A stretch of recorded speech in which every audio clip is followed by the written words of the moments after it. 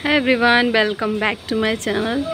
तो देखिए, एरेंथेमम का प्लांट है ये। अगर आप इसको फुल सनलाइट में रखेंगे तो ये एक साइड से ब्राउन हो जाएगा और एक साइड से ग्रीन रहेगा। तो मेरा ये सेमी शेड में रहता है, इसलिए वजह से ये मेरा ग्रीन है। तो मेरा क्या हुआ था, तो देखिए ये इसकी ओवर ग्रोथ हो रही है। छोटे छोटे से पॉट में लगा हुआ है, 6 इंच के पॉट में ओवर ग्रोथ हो रहा है ये। और ये देखिए, तो इसको मैंने काट के इसमें लगा लिया है। कटिंग मई का महीना है, कहते हैं कटिंग नहीं लगानी चाहिए ऐसे महीने में, क्योंकि लू चल रही होती है, गर्म हवाएं चल रही होती हैं जो कटिंग को ग्रो नहीं होने देती हैं, सुखा देती हैं कटिंग को। उनका जो मॉइस्चर होता है कटिंग का वो सूख जाता है, जिस वजह से कटिंग कोई भी ग्रो नहीं होती है।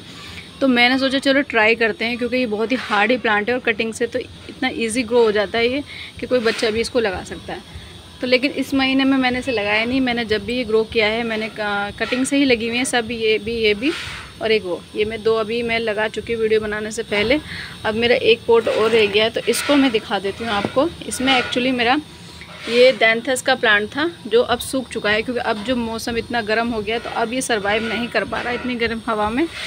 धूप से हम कितना भी बचा लें अपने प्लांट को, लेकिन जो गर्म हवाएं हैं, जो वेदर में गर्माहट है, उससे हम नहीं बचा सकते। कितनी भी नेट लगा लें, ग्रीन नेट लगा लें और कितना भी छाए में रख लें, लेकिन जो हवाएं होती हैं, लू चल रही होती है, उससे हम नहीं बचा सकते, जिस वजह से ये ख़राब हो चुका है। खैर वैसे तो ये विंटर का प्लांट है, कोशिश थी मेरी बचाने की पर नहीं बच पाया। तो देखिए, तो अब मैं इसकी कटिंग, अच्छा इसकी कटिंग जब आप लगाओ ना तो ऐसे बस ये रहा, छोटी सी कटिंग, इतनी सी, ये रही इतनी सी कटिंग लेके आप नीचे के कुछ लीव्स हटा के, ये नोड एरिया देख रहे हो आप, मेरा कैमरा फोकस नहीं कर रहा। खैर आपको मालूम, आइडिया तो हो गया होगा। तो ये नोड एरिया है, इसको आप मिट्टी के अंदर डालेंगे, क्योंकि जो रूट्स निकलेंगी वो यहीं से निकलेगी। तो रूट्स निकलने के लिए हम एक नोड एरिया तो हमें मिट्टी में डालना ज़रूरी है। तो देखिए, जैसे ये मिट्टी है, मिट्टी को आप पहले ही गीला कर लीजिए ताकि बाद में पानी डालने से कटिंग हिले ना। तो ये देखिए, ये मैंने इसके अंदर ऐसे डाल दिया, ये लग गई। अब मैं इसको आपको बाद में रिज़ल्ट भी आपको दिखाऊंगी कि इस महीने में कटिंग चली है या नहीं चली, क्योंकि हम गार्डनर हैं, हमें तो भाई ट्राई करते ही रहना पड़ेगा, तभी किसी चीज़ का एक्सपीरियंस हो पाएगा कि वो चीज़ चल रही है या नहीं।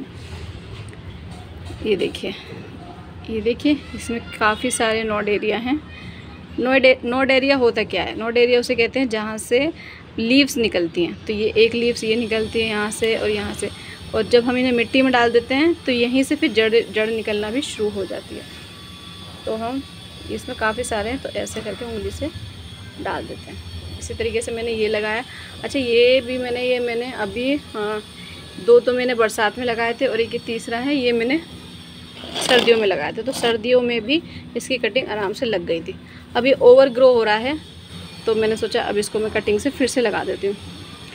इसकी अगर आप मिट्टी की बात करें तो आप इसको कैसे भी मिट्टी में लगा लीजिए, मिट्टी की कोई रिक्वायरमेंट नहीं है, कोई खाद की भी रिक्वायरमेंट नहीं है इसकी। एक बार जब आप लगा रहे हैं उस टाइम खाद डाल दीजिए, उसके बाद आपको खाद की ज़रूरत नहीं है। सनलाइट की बात करूँ तो फुल सनलाइट में आप इसे रखिएगा। बस अगर आपको इस पर किसी चीज़ का ध्यान रखना है तो वो है पानी का। पानी आप उसको डेली बेसिस पर दीजिए, क्योंकि ये अगर ज़रा भी पानी इसका ख़त्म हुआ, इसकी मिट्टी हल्की सी भी सूखी, तो एकदम ये मुरझा जाता है। और ये बार बार अगर ऐसा होता है तो फिर ये पौधा हमारा डेड हो जाता है। तो जितना भी हार्डी प्लांट है ये, उतना ही एक तरीके से डेलिकेट भी प्लांट है। तो इसकी केयर बस इतनी है कि आप इसकी पानी का ख्याल रखिए। डेली इसमें ऐसे मॉइस्चर बना रहना चाहिए, ऐसा नहीं कि खड़ा रहे, ताकि तो ऐसे तो जड़ें गल जाएंगी। बस ये कि मिट्टी में इस तरह से मॉइस्चर बना रहना चाहिए, गीली रहनी चाहिए मिट्टी, तभी ये आपका हरा भरा रहेगा। हरियाली देने के लिए है, फ्लावर इसमें नहीं आता है, बस सिर्फ ये ग्रीन प्रोवाइड करता है, ग्रीनली प्रोवाइड करता है। फूल नहीं आते हैं इसके अंदर। और ये हैंगिंग पॉट में भी ये बहुत आराम से लग जाएगा। जैसे कि अगर हैंगिंग पॉट में आप लगाओ तो देखो, मैंने तो वैसे लगा रखा है, तो आप ऐसे लगा के इसको ऐसे हैंग करोगे ना तो ये नीचे फॉल कर रहे हैं ना ये पत्ते। तो इस तरीके से हैंगिंग पॉट के लिए ये बेस्ट है। पर मैंने इसे हैंगिंग पॉट में नहीं लगा के इसको वैसे ही रखा हुआ है विंडो पर। चलिए जी, सनलाइट की बात हो गई, पानी की बात हो गई, मिट्टी की बात हो गई, मेन चीज़ें तो यही होती हैं। इसके अलावा पौधे में जो रिक्वायरमेंट होती है और कुछ नहीं होती। आप उस पर बस उसकी धूप का ध्यान रखिए, छाँव का ध्यान रखिए, पानी का रखिए, ज़्यादा है कम है, धूप का छाँव ज़्यादा है कम है। और मिट्टी हार्ड मिट्टी तो नहीं है। मिट्टी तो देखो सभी पौधों के लिए सॉफ्ट ही होनी चाहिए, ताकि उनकी जड़ें जो आराम से खुल के ग्रो हो सकें। मिट्टी में वो उनको मिट्टी उनको जकड़े नहीं। अगर वो जकड़ेगी मिट्टी उनकी जड़ों को तो जड़ें फैल नहीं पाएंगी और पौधा ग्रो नहीं कर पाएगा और सम टाइम वो डेड भी हो जाता है। कीड़े की अगर मैं बात करूं तो कीड़े मैंने इस पे नहीं देखे हैं। मेरे पास ये 3 साल से प्लांट है, कीड़े इस पे बिल्कुल नहीं लगे हैं। और बस इतना ही वो है कि पानी का ही ध्यान रखना है आपको। जो भी न्यू हैं और शुरू करना चाहते हैं गार्डनिंग तो आप इसको डेफिनेटली लगाइए। एंथ्रम के नाम से ये आता है। बाकी इसमें पत्ते छोटे बड़े भी होते हैं। मेरे पास छोटे पत्तों का है, बड़ों पत्तों का भी होता है, तो जैसे आपकी चॉइस हो आप ले लीजिए।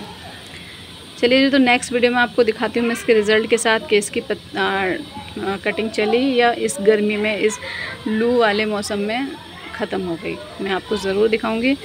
फिर मिलते हैं इसी की नेक्स्ट वीडियो में। तब तक के लिए बाय बाय, अल्लाह हाफिज़।